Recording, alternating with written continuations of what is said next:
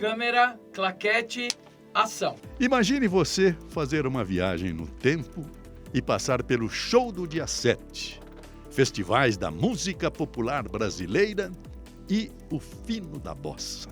Ainda nesta viagem, você comanda os bastidores da família Trapo, participa do Chico Anísio Show, visita a deslumbrante Juma Marruá em um cenário do Pantanal e, de repente, desembarca em uma casa noturna na Praça 11, em pleno Rio de Janeiro, chamada Cananga do Japão.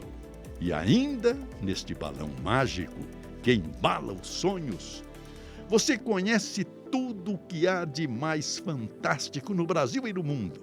Rompe a barreira do tempo como se todos os sons, sabores, saias justas e encantos do Brasil fossem seus. Sim, todo seu. Meu convidado de hoje, neste Vamos Falar do Brasil, é um dos maiores e mais importantes nomes da televisão brasileira. Produtor, câmera, diretor de TV, diretor incansável, inteligente e afável. Supera a casa dos 80 com a disposição de um jovem em início de carreira.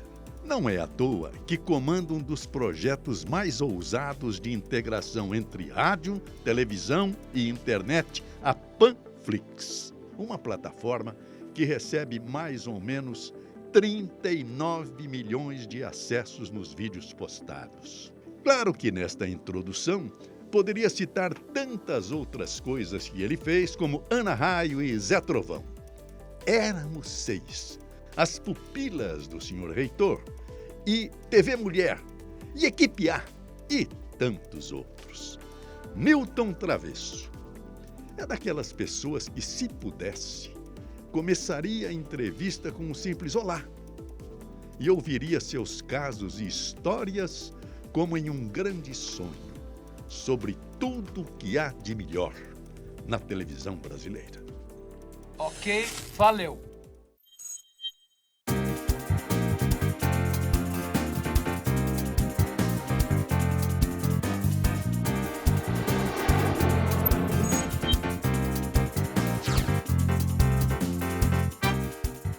Senhores internautas e telespectadores, hoje o nosso programa Vamos Falar do Brasil vai trazer o retrato e a história da televisão brasileira. Ai, meu Deus do céu, que alegria. Newton Travesso, meu Deus do céu. Que alegria te estar com alegria você. Minha. Nossa. Mas estou emocionado de encontrar você. E eu? De encontrar o Elinho Silva, que trabalhamos anos e juntos, mas anos e anos, desde a década de 70. Nossa, então, estou em casa. Está em casa. A única coisa que eu sinto falta é o Bom Dia, São Paulo. Bom Dia, Brasil. São Paulo que amanhece trabalhando. Eu fecho assim hoje o nosso programa aqui. Você falou do Hélio Sileman, que é o nosso grande diretor aqui. Outro dia ele falou um negócio que me impressionante. Ele falou, a minha mãe falava, Hélio, estude. Ele disse que entendeu estúdio e está aqui há décadas. Você começou como? Comecei na televisão brasileira. 1953. Oh, meu Deus. Mas nós, porque a vida da gente tem umas... Nós não sabemos realmente, às vezes, qual é o nosso caminho. Verdade. E, de repente, ele surge. De repente, as coisas vão acontecendo e a gente não tem nem sabe como explicar. É verdade. Porque eu perdi papai muito cedo e fiquei com 2 irmãs pequenas. E sozinho com a mãe, as 2 irmãs, e eu estava estudando canto na época. Opa! E, ao mesmo tempo, eu era comparsa do Teatro Municipal, na década de 50. Sei. Que o comparsa é uma espécie de figurante da ópera. Sim. Só que eram as grandes figuras do lírico da década de 50. Ferruccio Talavini, Maria Canilha, Renata Tebaldi. Que idade você tinha? Que idade você tinha? 17 anos. E já se meteu, né? E tinha um programa na Rádio Gazeta, que era lá perto da Santa Ifigênia. Isso. Que era uma noite na ópera. E ao vivo, com Assis Pacheco, que foi um grande tenor e era irmão do Diogo Pacheco, nosso maestro. Gil de Abreu, mas tinha assim figuras extraordinárias e ela com o maestro Armando Belardi. Então tudo isso eu estava enriquecendo um outro lado da minha vida, porque eu era ainda muito jovem e estava procurando caminho. Sim, mas como é que você chegou lá no Aí, Teatro Municipal? eu tinha um amigo, Hélio Munhaine, o apelido dele era Bilu, e o Biluzão, o pai dele, era editor da Gazeta Esportiva, que era a Casper Libro, lá na pé da Santa Efigênia. Lembra? Você falou. E, no pé do viaduto ali, Santa Efigênia. E um dia eu fui almoçar na casa dele, ele chegou e disse, olha, vocês que estão por aí procurando emprego, tal, a Record, Dr. Paulo Machado de Carvalho, vai abrir uma emissora de televisão. E ele não quer ninguém de outra emissora, que naquele tempo tinha a TV Tupi, que foi fundada em 1950, a TV Paulista. E a Record, que estava para ser inaugurada. Para ser inaugurada. E aí nós começamos em abril um curso, nós éramos 48, e o Menezes, que era o responsável, disse, olha, nós só vamos ficar com 18, mas nós vamos ensinar para vocês a realidade da televisão, porque ninguém conhecia absolutamente nada. E aí que nós fizemos um curso de luz, som, direção de TV, a montagem da câmera, que naquele tempo era muito complicado, a regulagem de câmera naquele tempo era muito complicado, os cabos lembra dos cabos? Nossa. Puxa, aquele cabo é uma grossura, um peso tremendo. E as câmaras monstruosas. E ali nós fizemos o curso, e dos 48 eu acabei ficando entre os 18. Olha só. E aí fiz uma carreira, porque eu estava conseguindo estabilizar minha vida. E foi a época em que eu deixei de andar a pé, comecei a andar de bonde, aí passei para o ônibus, que achei extraordinário, lindo, um sonho andar de ônibus. E depois, lotação que a gente pegava no Anhangabaú, e que o servidor gritava, aeroporto, aeroporto. A gente tomava lotação para ir para o Colonial. Não existia 23 de maio. Nada. E bonde na Brigadeiro, bonde na Liberdade, que subia e descia. Não, mas o bonde era o Vila Mariana 23, 27, Domingos de Moraes 26 e Bosque da Saúde 30. E na Avenida Paulista era a Avenida Angélica, circular Avenida 3. Senhores internautas, senhores telespectadores, agora deixa eu falar de mim.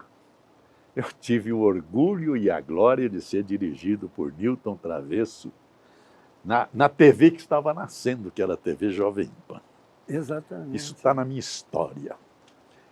E como é que você começou na famosa TV Record no ano de 1953? O que era aquele mundo, Newton? Nossa, era uma televisão a vapor, né? Porque tudo tinha que ser feito com o máximo de atenção, porque não tinha como errar, porque era tudo ao vivo. Inclusive, os comerciais eram todos ao vivo num outro estúdio, pegado o estúdio A, que era um estúdio grande, onde nós fazíamos o grande teatro, as orquestras sinfônicas, os nossos concertos, os nossos programas, e tinha o Circo do Arrelia, tinha Gincana Que Bom com Vicente Leporassi e a Clarice Amaral.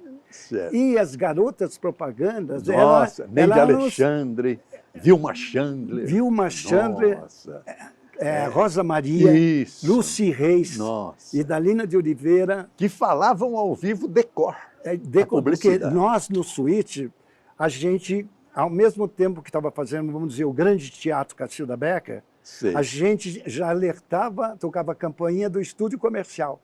Então, quando a gente puxava o Grey Telept, que era um cartaz, estamos apresentando Teatro Cacilda Becker, patrocínio Indústria Reunidas, Francisco Matarazzo, a gente ia para o comercial. Nesse ínterim, a gente criava uma topografia de câmera e, ao mesmo tempo, as pessoas que tinham que mudar o figurino, envelhecer, porque era tudo ao vivo. Tudo. E tinha 2 minutos no máximo, porque naquele tempo não tinha os intervalos, não era essa loucura de 6 minutos, 7 minutos. Em 2 minutos já tinha matado tudo. E os atores tinham que ser ligeiros, os figurinistas, maquiadores, porque as pessoas chegavam até a envelhecer um bom tempo da sua vida, conforme a história. E assim nós inauguramos, em 1953, no dia 27 de setembro, a TV Record, que foi, assim, um grande momento para todos nós, porque pela primeira vez nós estávamos nos aproximando da realidade de uma estação de televisão e de um veículo de comunicação, que até então nós desconhecíamos. O que nós conseguíamos assistir era muito pouco, porque as televisões eram poucas. A televisão foi inaugurada sem televisão. Nossa. Não tinha televisão para assistir à inauguração da TV Tupi. Tinha o Chateaubriand, na época... Ela se filmou, então. Exatamente. Na época, o Chateaubriand comprou 20, 30 televisores, espalhou e inaugurou a televisão.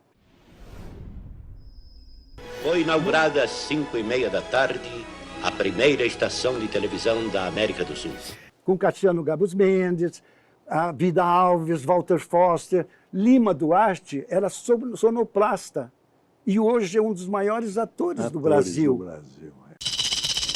Eu não sou o salvador da pátria! Pode apostar, dona. O nome da safadeza agora é consenso, é? Eu juro, pelo meu padrinho Padeciso. E nós estamos começando uma televisão.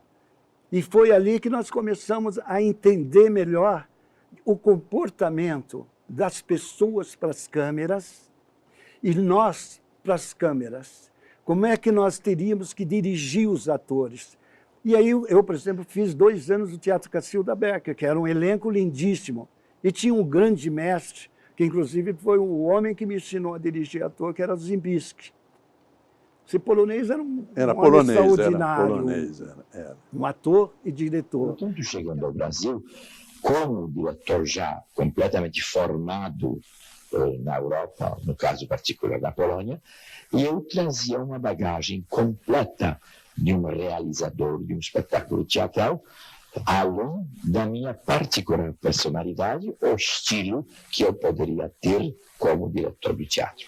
E Cacilda Becker, Clay Diáconis, Valmor Chagas, Fred Klima, o elenco do teatro brasileiro de comédia, porque quando a TV Record começou, a televisão nossa, nós não tínhamos elenco para fazer um grande teatro ou fazer uma novela, porque todos os atores de televisão estavam ou na Tupi ou na TV Paulista.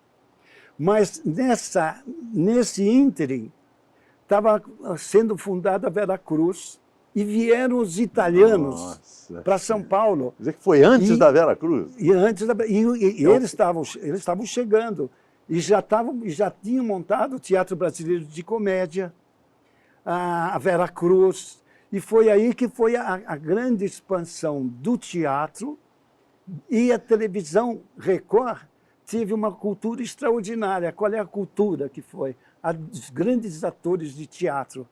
Então, a cultura toda nossa veio da grandeza e a nobreza do teatro, que era o Teatro Brasileiro de Comédia, Teatro Sérgio Cardoso. Então, fomos buscar toda essa gente. E tinha os diretores, Carla Tiveri, Rogério Jacober, eram os diretores que, inclusive, Adolfo Celler, depois que deixou o Brasil e foi casado com a Tônia Carreiro, ele saiu daqui e foi para Los Angeles para fazer o James Bond. Nossa! Era assim, então era a beleza da cultura dentro da televisão. E era uma televisão bonita, em que o jornalismo não tinha a violência de hoje.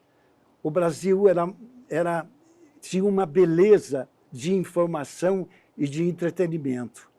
E a televisão, a TV Record foi crescendo, e eu, inclusive na inauguração, eu estreiei fazendo Dolly, que era uma grua, e às 10 horas da noite eu desci para fazer o grande teatro como ator às 11 horas da noite. Como ator? Como ator. Que era uma peça chamada Garota 53, do Muriel Silveira, que era um jornalista e autor de teatro da Folha de São Paulo. E o Johnny Herbert, eu era irmão do Johnny Herbert e do Hélio Souto, Na peça. que eram os grandes galãs que estavam Certo, nascendo na certo. época. Né? Que idade você tinha? 53? 19 anos. 19 anos. É. Eu cheguei a fazer no Teatro Record, porque Sim. nós tínhamos o quê? Nós tínhamos os estúdios, Sim. onde nós fazíamos, começamos a criar novelas. Já era no aeroporto, não? No Não, aeroporto. Já? Tudo foi no aeroporto. No aeroporto. Aí nós começamos a fazer novela, começamos a fazer grande teatro, aí nós partimos para os grandes concertos. E tinha um cara extraordinário que criou um caminhão com suíte e 3 câmeras e trouxe para todos nós o que era fazer uma externa. Este era um garoto que eu tinha ciúmes no começo, porque ele começava a mexer na câmera. Eu dizia, mas quem é esse garoto que está mexendo na câmera? Ô, doutor Batista, quem é? Ele falou, esse é o filho do Paulo Machado de Carvalho. É o Tuta, Antônio Augusto Machado de Carvalho. E foi aí que nós nos tornamos grandes amigos e somos até hoje há 67 anos. E ele criou as externas, todos os jogos, e construiu o que era a externa de uma televisão. Quer dizer, o Tuta começou lá atrás também. Com Também, vocês, começamos juntos. E Aí depois as você, coisas- o Tuta, o Raul Duarte e formaram a equipe A. Não, Manuel mas aí Carlos. foi porque Lá na frente. nós sofremos um grande incêndio. Certo. Aí nós sofremos um grande mas a incêndio. equipe A foi uma das maiores equipes de direção de televisão do Brasil. Mas é que isso nasceu porque às 6h30 da manhã telefonaram e fomos informados que estava pegando fogo na TV Record. Nossa. Não dava para acreditar. E nós tínhamos acabado de receber as novas câmeras Meu Deus do e céu. o incêndio pegou no estúdio, na técnica e na sala de VT. Destruiu tudo. Por isso é que, na época, acharam que foi um ato de terrorismo. Aí Certo. nós tínhamos só de gols do Pelé 2 horas de gols. E que vendia para o mundo inteiro. Era um negócio impressionante. Naquele tempo, o futebol era bonito, era brilhante. E não tinha tape, era celulose. Não. Quando começou o VT e chegou, era uma fita larga, quadruplex, Sei, Dampex. sei. E quando chegou, nós não podíamos editar. Nós tínhamos que fazer os programas pré-gravados, sem edição, como se fosse ao vivo. Sei. Tanto que eu cheguei a fazer uma novela com a Eva Vilma, Sim. em que ela fazia 3 personagens. É. E naquele tempo não tinha essa loucura que é a computação gráfica, que é o computador, o chroma key.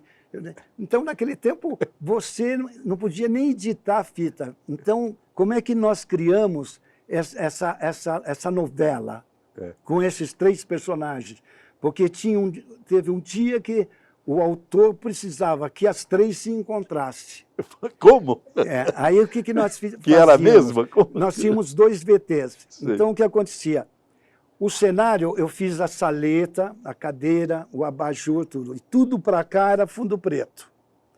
Então, nós rodávamos a primeira cena no VT, com a Elva Vilma sentada, conversando com as 2 que estavam em pé aqui. Nossa. Então, ela falava com as 2 e ela tinha que memorizar o tempo das 2 que Nossa falavam com ela, porque o VT estava correndo. Porque depois eu ia colocar E não dava uma... para editar. Não dava. Não. Aí depois o Meu que você Deus fazia? do Você céu. pegava o VT, jogava para outra máquina e essa máquina passava a gravar o segundo personagem. Aí Eva Vilma interpretava com esse personagem e ficava aguardando tempo para falar com o terceiro personagem. Aí fazia outra vez essa recarga de VT até que as 3 estavam juntas em cena. Olha só. Agora, a capacidade da própria Eva Vilma De decorar textos diversos de personagens diversos personagens e dar o tempo. Porque ela, à medida que ela falava, eu tinha que dar o tempo do texto que ela ia dar. para eu reagir e Nossa poder Senhora. seguir em frente. Então, tinha esse encantamento a televisão. Senhores internautas, o professor, ele falou em edição gráfica. Um dia, quando ele chegou, que eu convivi com o Newton na TV Record, mas na Jovem Pan era todo dia, a gente se encontrava. Um dia eu estou lá... Nossa, as nossas gravações do editorial que você fazia... Nossa. Mas um dia eu estou lá, tem uma companheira nossa, que eu não me lembro agora, sentada na mureta do Tejo, declamando Fernando Pessoa. Isso. Falei, Newton, como é que você foi? Você não foi a Portugal? Ele falou, não, ela declamou nessa cadeira aqui. Foi aí que eu descobri que... O chroma key. Não, que a televisão é estelionato. Não é verdade? É verdade. Que estava na cadeira e você montou e botou a menina sentada na mureta do Tejo. É um negócio impressionante, né? O que a gente conseguia fazer. A edição Aí gráfica. nós fizemos o Dia D, que era com Cidinha Campos, lembra? Lembro. Foi a grande projeção da Cidinha Foi. na TV Record. E a foi o Cidinha Dia fazendo D, as grandes reportagens.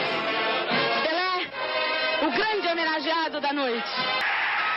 Carregado pelos seus companheiros, vai fazer a volta olímpica. Agora só um alô pro Dia D, o nosso cumprimento, o nosso agradecimento eterno por tudo que você fez pelo Brasil, divulgando o seu esporte, que é a alma do nosso povo. Eu agradeço a todas as manifestações, a todo o carinho com que me recebe o povo brasileiro e aproveito a oportunidade para pedir a todos os brasileiros que não esqueçam das crianças pobres, entende? Não esqueçam dos necessitados. Neste momento, Pelé, aqui no Canecão, recebe os cumprimentos de Wilson Simonal. Já recebeu de muitos companheiros, de muitos amigos. Mas é que a infelicidade do incêndio foi mortal foi para todos mortal, nós. Foi sim. Porque nós perdemos Foi, as sim. câmeras, nós perdemos tudo. O que ficou? Nós ficamos com 3 câmeras, que era da externa, com o caminhão de externa, e fomos para o Teatro Record Consolação, que o Teatro Record Consolação era para as grandes temporadas que o Paulinho de Carvalho trazia. Certo. Louis Armstrong, Nat King Cole, Charles Navour, Os shows internacionais. shows internacionais, que era uma loucura. E você que dirigia isso também tudo? Era a equipe A que dirigia? Não, ainda estávamos Isolados. isolados, porque nós estávamos, ainda não tínhamos sido... Eu saía do estúdio e ia para o Teatro Consolação fazer, por exemplo, a Marlene Dietrich, o Anjo Azul. Maria.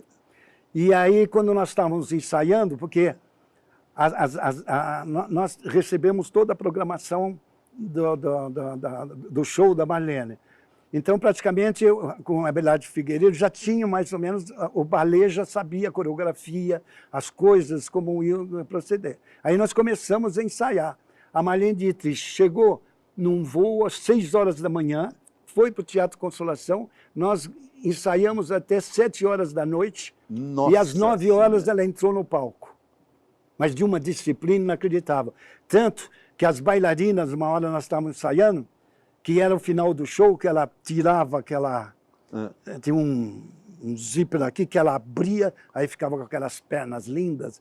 E aí era o final em que ela pegava a cartola de bengala e com as bailarinas... Parará, parará, parará, parará, parará, e todo mundo levantava a perna. Aí no ensaio ela parou, ela veio para mim e disse, senhor diretor, por favor, diga às suas meninas que não levante mais a perna do que eu. A vedete desse espetáculo sou eu. Elas não podem levantar a perna mais do que eu. Olha só. Então era todo mundo... Pam, pum, tarará, tarará, foi tudo aqui. Aí, como deu certo o show... Marlene Dietrich. Aí, como deu certo o show, ela pediu para eu fazer o show dela no Jardim de Inverno Fasano, que naquela época era o top dos grandes shows, que era o Jardim de Inverno Fasano, no Conjunto Nacional. Olha. Lembra? Oxe. Lá tinha no primeiro andar tinha um Jardim de Inverno Fasano. Aí eu fui fazer o show dela lá. Com tudo isso, com o incêndio, aí nós, que foi às 6h30 da manhã, nós tivemos que ir para o Teatro Record Consolação para fazer uma programação. Porque não tínhamos onde fazer programa. Não tinha onde fazer. Aí o que nós fizemos? Nós fomos para lá e criamos a equipe A. O Raul Duarte, o Tuta, Manuel Carlos e eu. E aí que nós começamos a decidir o que nós íamos fazer naquele palco, que não podia nem mexer com as câmeras, porque as câmeras ainda tinham válvula.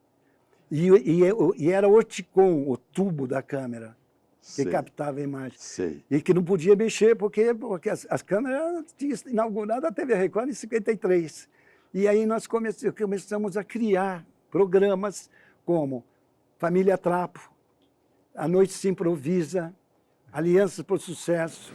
Eu sei que o senhor está nervoso, está aí gritando, se esbaforindo, por causa de uma coisinha de nada. Mas se vamos botar outro no lugar, eu não vou ficar nervoso? Mas, tio, é pro bem do time, tio. Vai entrar um cara que é muito melhor do que o senhor.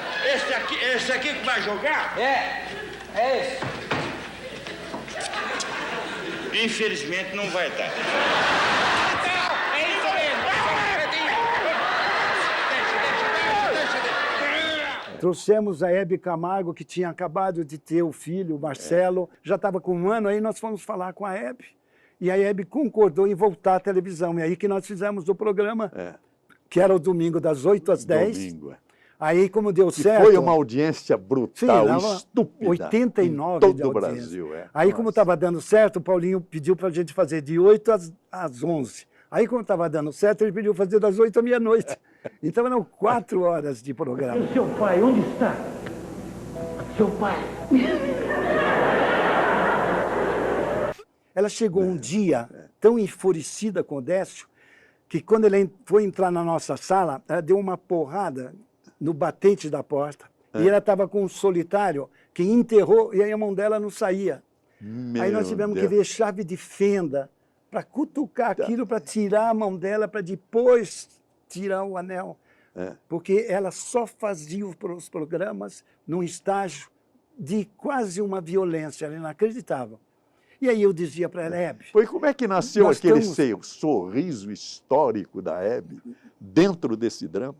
Porque a Hebe trazia essa alegria. Oh, meu amor, meu bem-amado. Oh, quanta saudade. Meu amor. Olha, que o amor que me enche o coração, encha o seu também, Romeu. O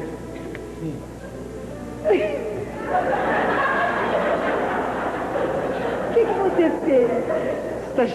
Está rindo de emoção, Julieta. Nós conseguimos conviver com a Hebe, entender a Hebe, entender toda quarta-feira o seu estágio emocional que chegava no teatro. E a gente conversava, brincava com ela. Domingo você vai estar com o Décio, você já dormiu com o Décio, amanheceu com ele, estão no churrasco, já está tomando a sua champanhe. Ali grita você, às 8 da noite, você vai assistir o programa, Hebe. Você não pode levar isso daqui para domingo. Tá certo. Aí ela brincava, ela ria, depois ela dizia, eu amo vocês, aquela loucura dela. Nós voltaremos dentro para falar de Renata Fronze, de Golias e da família Trapo, dentro de instantes.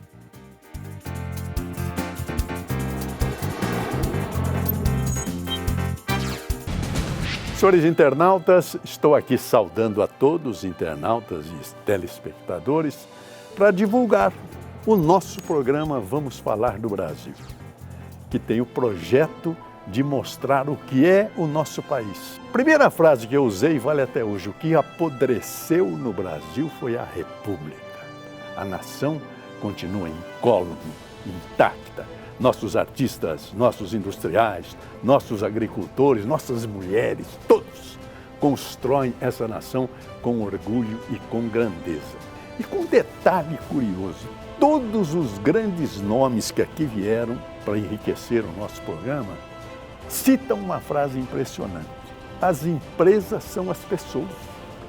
Por isso que eu vou mostrar para os senhores como para nós também o programa são as pessoas.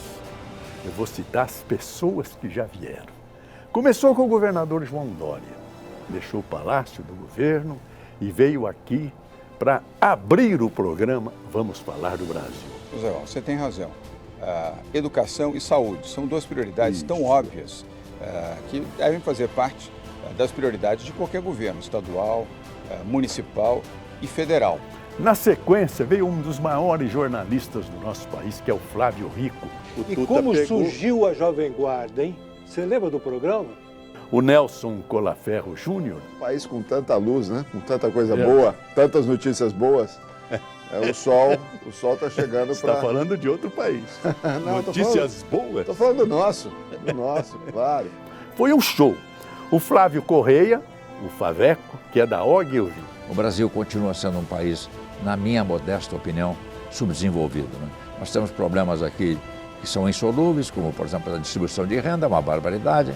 Veio também o Luiz Tejon, do agronegócio, um homem que teve uma infância dificílima. Eu cheguei a dizer que ele era um menino inviável. Mas olha, parabéns, eu te admiro, você é um inspirador. O que eu melhorei na minha vida quando eu passei a prestar atenção em você. Viu? Também veio, aí foi a beleza da coisa, falar dos nossos bichinhos. Foi o Sérgio Zimmermann, que deu uma palestra bonita sobre esse amor que o ser humano tem pelos animais. Você tem um espaço pequeno, é uma judiação você colocar um cachorro grande. Também veio figura extraordinária, ele é ministro da Saúde, Dr. Luiz Henrique Mandetta. Europeu, eles todos são sistemas já de muitos anos e o Brasil, na primeira infância, vamos dizer assim, no sistema de saúde.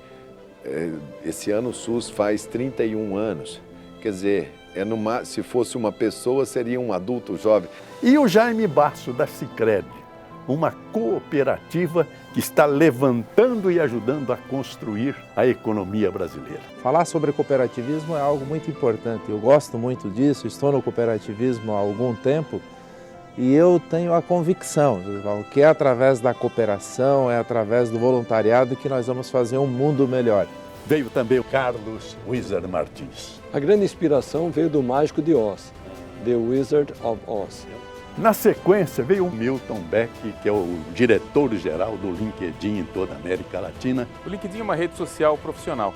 Então, é uma rede social que tem por objetivo conectar profissionais. Mário César Martins de Camargo, uma figura linda do Rotary Internacional.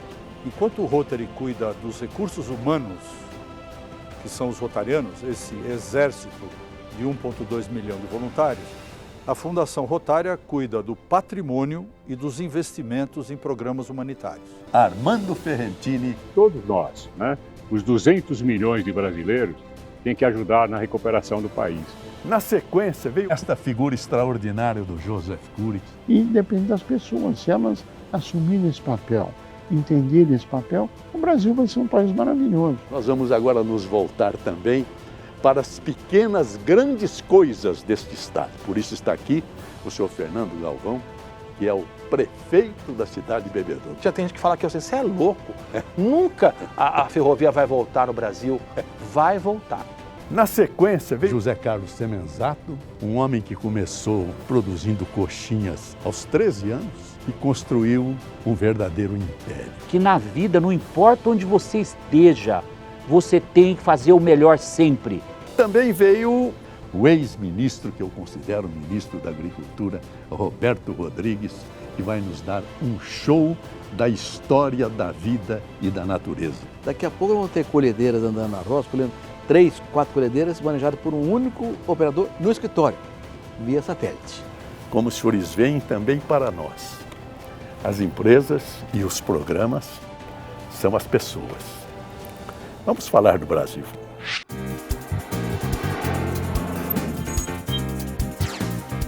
Senhores internautas, os senhores acabam de ver um dos grandes momentos da televisão brasileira, não só pelo espetáculo do show que era aguardado e o texto era maravilhoso, mas a interpretação do Jô Soares, do Golias, do Zelone, da Renata Fronze. Era muito lindo. Família Trapo. Como é que nasceu isso, Newton? No meio de toda essa confusão, nós tivemos que fazer uma grade de televisão. E essa grade de televisão tinha que ter pelo menos... Foi logo depois do incêndio. Depois do incêndio do aeroporto. Sei. Tinha que ter um programa toda noite que seria, vamos dizer, o podestandarte nosso, né?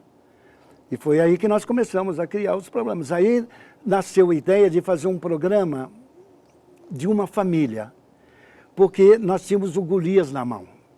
E a gente podia trazer o Golias e fazer um programa, porque aí tinha o Telo Zelone, Renata Fronze, Cidinha Campos, Ricardo Corte Real. Jô Soares. E o Jô Soares, que era o mordomo. Gordon. Aí nós começamos a bolar o programa e chamamos o Jô e o Carlos Alberto de Nóbrega para fazer o texto. Certo. Se eles topavam, tal. O Jô, como sempre, muito prestativo, o Carlos Alberto, sempre pessoas profissionais de uma grandeza inacreditável. E aí a gente combinava que o Carlos Alberto ia escrever da página 1 à página 28. E o Jô pegava da página 29 até a página 47. Aí juntava, era tudo perfeito. E os dois se entenderam no texto. Nossa, mas era assim, o modelo do programa teve uma aproximação tão grande do público, sabe por quê? Porque era um humor inocente. Era. Eu posso saber o que está acontecendo aqui fora, que tem uma multidão parada aí em frente? Tem uma multidão aí? Tem. Mas quem é que divulgou o meu endereço aí? Escuta, Nilton, vamos falar agora de novela. Mas não se esqueça que foi um grande momento dos festivais da Record. Ah, foi. Né? Porque a beleza dos festivais da Record... Então vamos ficar nos festivais. Você me narrou, se eu não estiver enganado, um problema entre o Geraldo Vandré e o Jair Rodrigues no Disparada. Foi violento. Isso, foi? Foi, porque... porque foi um grande momento do Jair a Disparada. O Jair ensaiou à tarde. Sei. E o Geraldo Vandré chegou e disse, esse moleque não vai cantar minha música. Quem vai defender essa música sou eu. Não adianta ele ensaiar. Aí criou um mal-estar.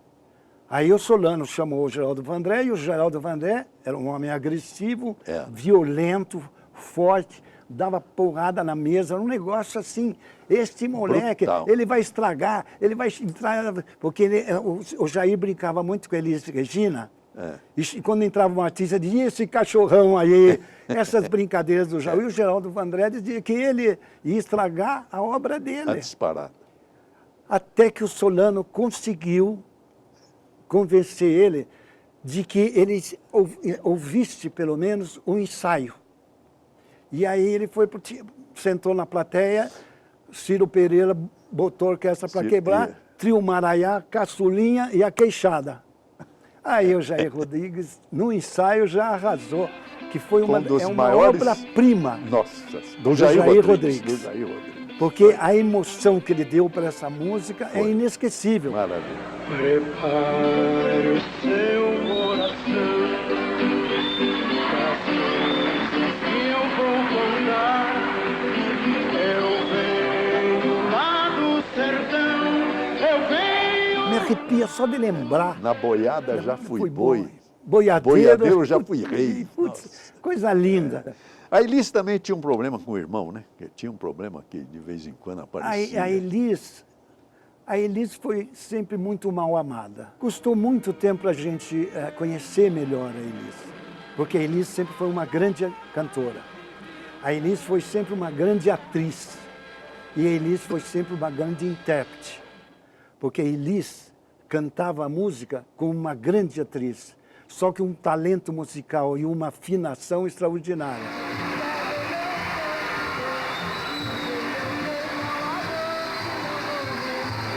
E tudo isso, quando nós estávamos ensaiando o Fino da Bossa, que era o programa que ela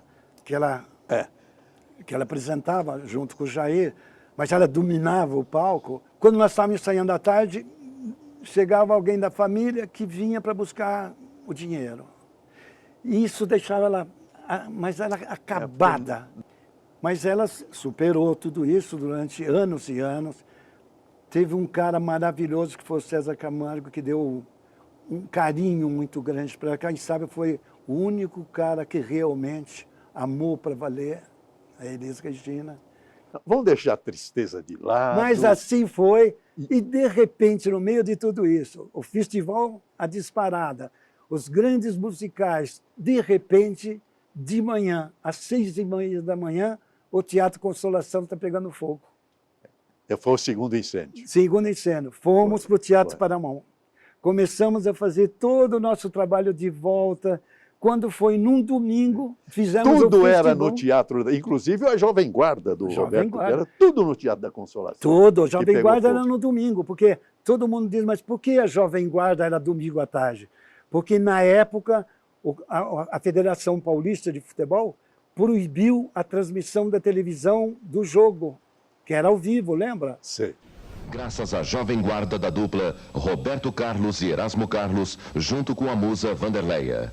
Num cinema de São Paulo, 15 mil pessoas aplaudem gritando: "Ei, ei, ei, Roberto é nosso rei", ou "Asa, asa, asa, Roberto é uma brasa", num show transmitido ao vivo pela TV Record. Eu sou do tipo que não gosta de casamento. O Walter Silva Pica-Pau, você lembra dele? Lembro, Walter Silva. Ele trouxe um pessoal do Ceará. E aí nós fizemos um programa chamado Misturação com X. E aí nós criamos esse programa chamado Misturação. Era o Edinardo, era o Belchior, era o pessoal do Ceará. Junto nós trouxemos os Secos e Molhados. E aí o que acontecia? Quando entrava parte dos Secos, o quadro dos Secos e Molhados, vamos dizer, o núcleo ali, claro que o Ney, Mato Grosso, aquelas unhas pintadas, seminu, aquelas fantasias, as máscaras, a cabeça, o que ele criava de figurino era um negócio... E a expressão corporal, né? Expressão corporal, tudo. Aí o que acontecia? Eu era chamado na censura e ficava das 4 da tarde às 8 da noite, 4 horas, esperando o certificado que dizia: este programa foi aprovado pela censura, número tal, tal, tal, tal, e nós tínhamos que botar na frente da câmera para botar o programa no ar. Programação livre.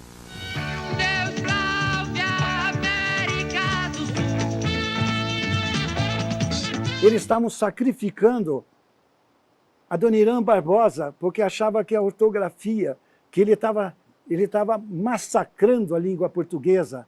Nós, tudo que fazia o Adoniran, a gente tinha que também ir na censura para conseguir uma aprovação e explicar para eles que aquela leitura era a realidade.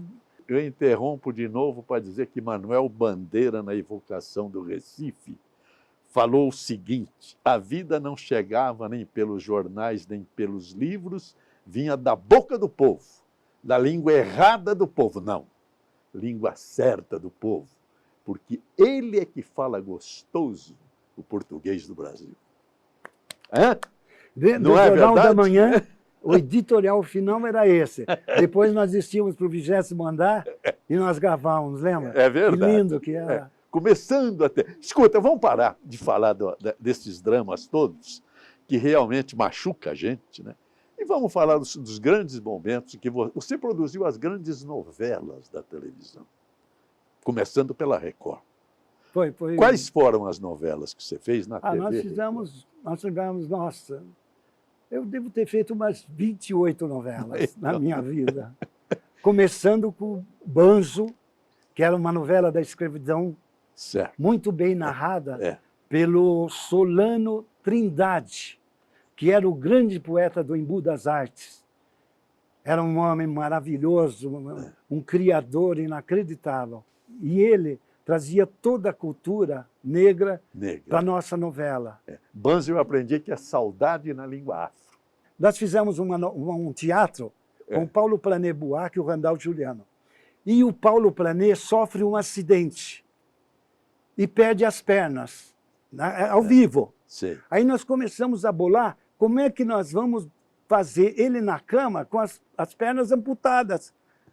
Agora vai dobrar a perna, não. O que nós fizemos? Pegamos a cama e fizemos 2 buracos. Então ele sentava e deitava, e se podia botar aqui que o lençol ficava certinho no joelho dele. E ele lá falando aqui sem as 2 pernas. Mas isso que é a verdadeira televisão a carvão, em que você é obrigado a criar, porque você não tem o chroma key para cortar a perna das pessoas. Não tem. Escute, na Globo você fez o Fantástico. O Boni é uma pessoa que nós trabalhamos juntos em 1953, 54. E aí o Boni me ligou, eu soube que está mal a Record, você não quer vir para o Rio? Vamos fazer o primeiro Fantástico Colorido tal, e você vai participar como diretor também. Aí eu falei com o Paulinho, que tinha recebido o convite e tudo, e aí eu acabei indo para a TV Globo, E aí comecei a fazer o Fantástico com Maurício Sherman, Manuel Carlos. Eu brigava com o Boni que São Paulo merecia um núcleo. Porque a TV Globo estava muito distante de São Paulo. De São Paulo. A TV Globo era o Rio de Janeiro. E o Boni dizia, não, eu não posso, porque se eu monto um núcleo em São Paulo, eu perco as rédeas, isso daí acaba ficando impossível, impraticável para mim administrar tudo. Até que um dia o Boni me chamou e disse, olha, vamos montar um núcleo em São Paulo. O que você gostaria de fazer? Eu falei, bom, ele falou, só que é um horário da manhã, para começar o núcleo de São Paulo. Foi aí que eu comecei a trabalhar e senti que a mulher estava emancipando. A mulher estava começando a ficar mais presente em 80. Mas eu senti, foi aí que surgiu a ideia de fazer um programa para mulher. Era o Ney Gonçalves Dias, que traduzia o editorial da Marília Gabriela sobre as condições do dia a dia, a parte financeira, a parte jurídica e tal. Certo. Então tinha o Ney e a Marília que apresentava o coisa. A Marta Suplicy, que era sexóloga, falando sobre o comportamento sexual. A Ala Sherman falando sobre que a mulher em casa, varrendo, ela podia estar fazendo ginástica. A Xênia. E um cara que começou conosco no programa da Hebe, aí eu trouxe o Clodovil para o TV Mulher. Aí abriu mais um horário para fazer um programa infantil, que eu fiz o Balão Mágico, com a Simoni, Jairzinho, o Fofão. Aí a Manchete falou, olha, você quer assumir a direção de programação da Manchete?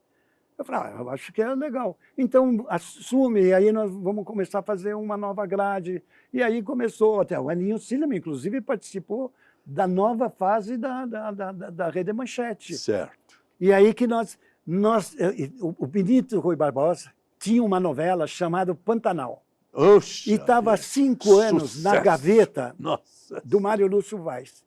E ele achava que essa novela era muito cara, que era uma novela que tinha que gravar no Pantanal, ia ter muita externa no Pantanal, tudo isso saía muito caro, saía fora do orçamento.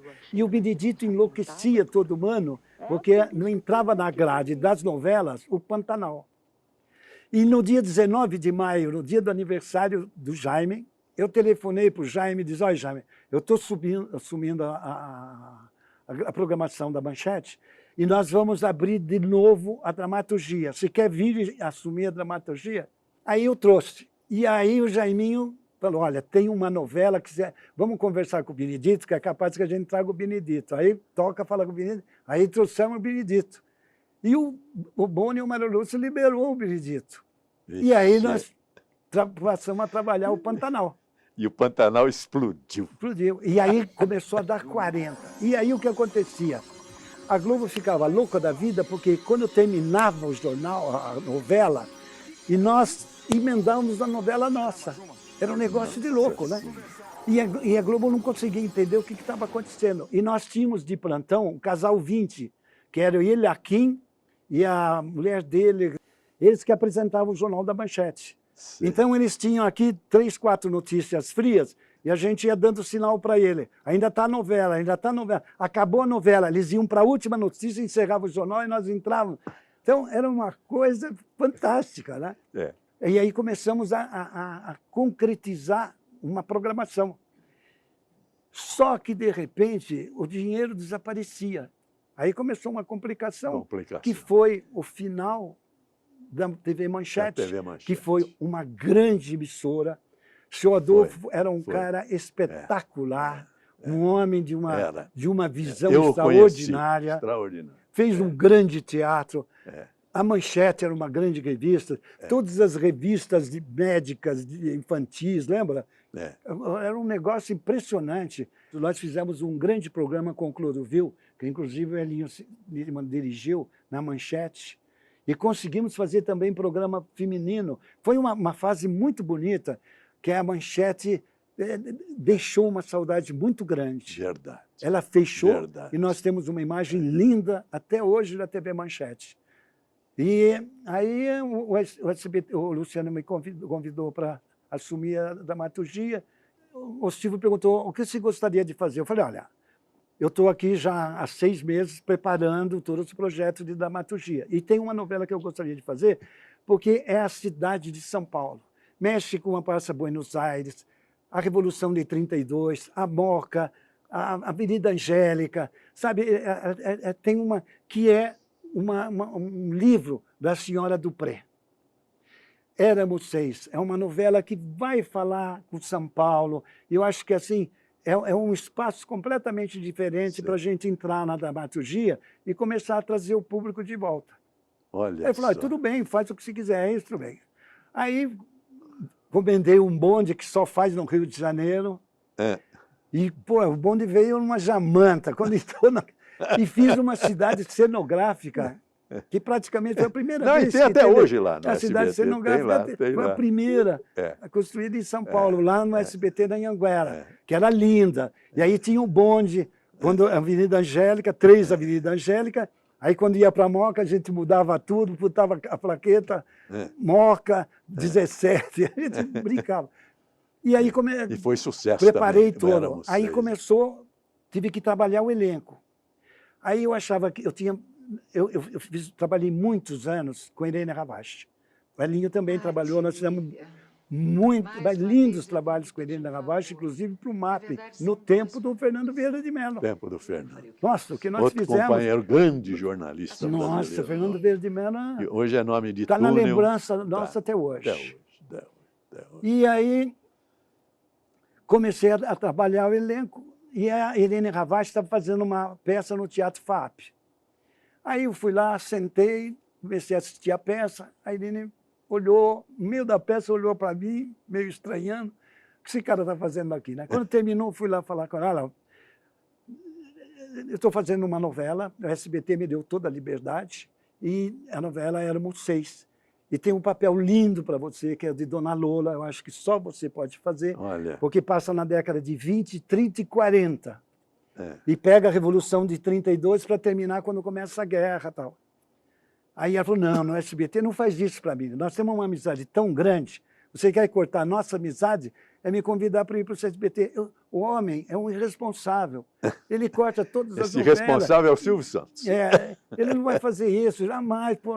Aí tal. Aí passaram 3 dias, fui lá e sentei na primeira fila. Abriu a cortina, a Irene entrou, me viu, terminou a peça, fui lá. Até que eu cheguei a convencer a Irene, e ela disse, eu vou física e não jurídica. Eu vou pela nossa amizade. E aí consegui fazer um grande elenco. Denise Fraga, Otto Bastos, Sônia Braga. Mas era assim um elenco, sabe, um negócio assim incrível. Foi crescendo esse elenco e todo mundo começou a ficar feliz lendo a sinopse da novela e o perfil de cada personagem. Então, pô, foi assim nascendo um elenco e uma esperança muito grande. Aí comecei a gravar os primeiros capítulos, então, aí o Luciano me ligou e disse, olha, o Silvio Santos quer falar com você.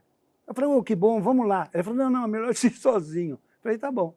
Aí fui lá, o Silvio Santos atende você na saleta dele, antes de ele gravar, comendo um arroz, feijão, bife, comendo ali e tal.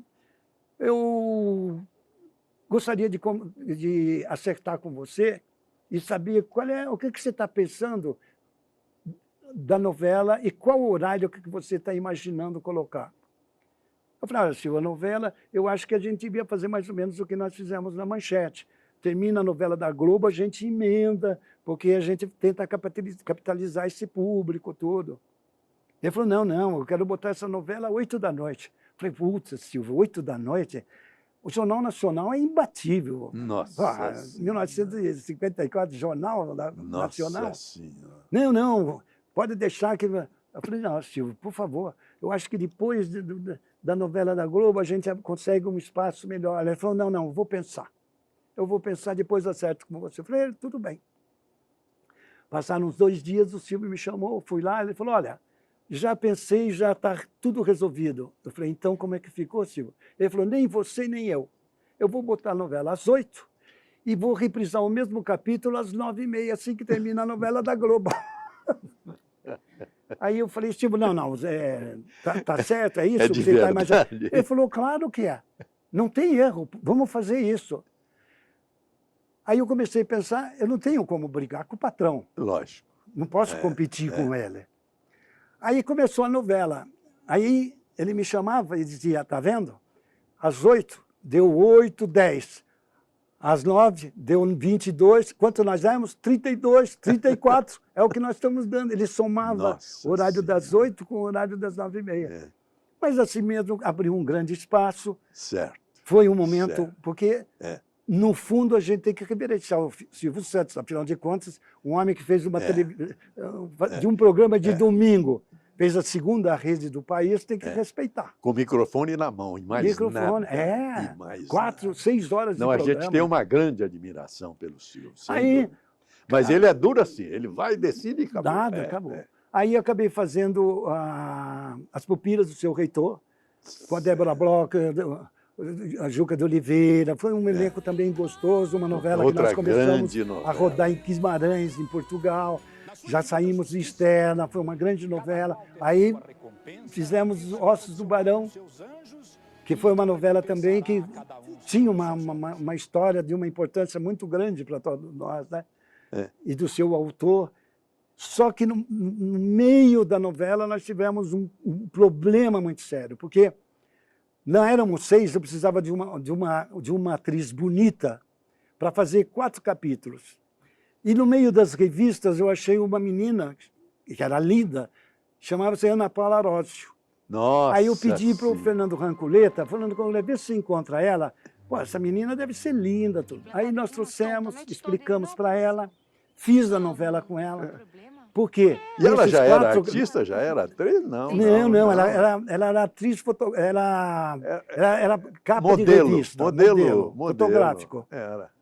Senhores telespectadores, eu tenho que dizer para esse homem, Deus lhe pague. Porque nós nem falamos de uma das grandes construções do Newton Travesso, que é a oficina de teatro, que é dele, onde ele constrói os nossos grandes artistas. E eu falei Deus lhe pague, porque é o título de uma das maiores peças de teatro, interpretado por Procópio Ferreira, que foi um fenômeno. É um livro de Joraci Camargo. Exato. E eu quero realçar não a peça do grande Procópio Ferreira, mas uma imagem que o próprio Procópio escreveu no prefácio do livro do Joraci Camargo. Preste atenção. O que é que Procópio Ferreira escreveu? Ele escreveu o seguinte: de que adiantaria o espetáculo de uma noite de tempestade em alto mar, se não houver um artista para pintar a cena? Esse é o artista que ele clamava. Este é o homem que pintou a cena, descreveu e construiu os maiores momentos da arte no Brasil, principalmente na televisão brasileira. Newton Travesso, Deus lhe pague. Vocês são muito generosos. Muito obrigado, Newton, pela sua... Ó, vamos ter um segundo capítulo, hein? Se Deus quiser. Desculpe, falei demais. Newton Travesso. Que de dia vai fazer